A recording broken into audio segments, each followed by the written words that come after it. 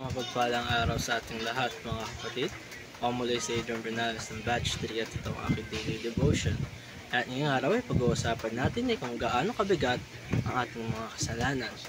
Ang penal substitution at ang ating Bible verse ay mula sa 1 Peter chapter 2 verse 24.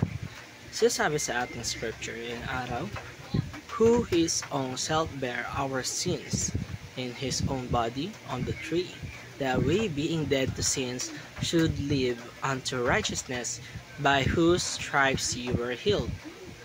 Kaya mga kapatid, alam ba natin na kahit gaano kabigat ang kasalanan natin sa mata ng Diyos, hindi ito isang simpleng pagkakamali lamang. Ito basta na tao lamang ako. Ito ay kasalanan na seryosong paglabag sa kasalanan o kabanalan ng Diyos. At dahil ang Diyos ay makatarungan, kailangan niyang parusahan ang kasalanan. Pero ang katanungan dito mga kapatid, paano tayo naligtas dito sa matinding kasalanan ito? At dito pumapasok ang konsepto ng penal substitution. Ang penal substitution ay ang biblical truth na si Kristo sa kanyang kamatayan ay tinanggap ang parusa ng Diyos na dapat sana ay para sa atin. Ang salitang penal ay tumutukoy ito sa hustisya o kaparusahan, habang ang substitution naman ay nangangahulugang pinalitan niya tayo. Siya ang humalili sa lugar natin.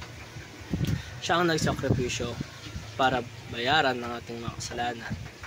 Isipin natin mga kapatid na dapat tayo ang nakabayubay sa krus, pero dapat tayo rin ang tumanggap ng puot, ng galit, ng bigat ng kasalanan. Pero ang ginawa ni Jesus, siya ang naging kasalanan para sa atin. Siya ang tumanggap ng lahat. He was treated as a sinner so that we could be treated as righteous. At lagi natin tandaan mga kapatid, this isn't just some cold legal transaction. Hindi lang ito basta parang kontrata na pinirmahan. Ito ay pinakamainit, pinakamapagmahal at pinakakatarungang ginawa ng Diyos para sa atin sa krus. Nagtagpo ang awa at hustisya. Doon natin nakikita ang puso ng Diyos na banal pero mapagpatawad. Para sa ating teaching ngayong araw ay unang-una, our sins require just punishment. Pero hindi pwedeng palampasin lang ng Panginoon ang ating kasalanan. Dahil siya ay makatarungan, kailangan talaga itong hatulan. Parang isang judge sa korte kung may krimen. Ito ay dapat may katumpat na parusa. Ganun din sa Diyos. Pero imbis na tayong parusahan, si Jesus ang tumanggap ito. Our sins were punished in the body of Christ. Hindi lang basta pinatawad tayo, may nagbayad rin ng kabayaran. Si Jesus mismo tumanggap ng hampas ng mga sugat sa krus ng Kalbaryo. Siya ang bear our sins in His body on the tree. Kaya sinasabi sa ating scripture ngayong araw. Katatlo, our sins were forgiven when we were justified.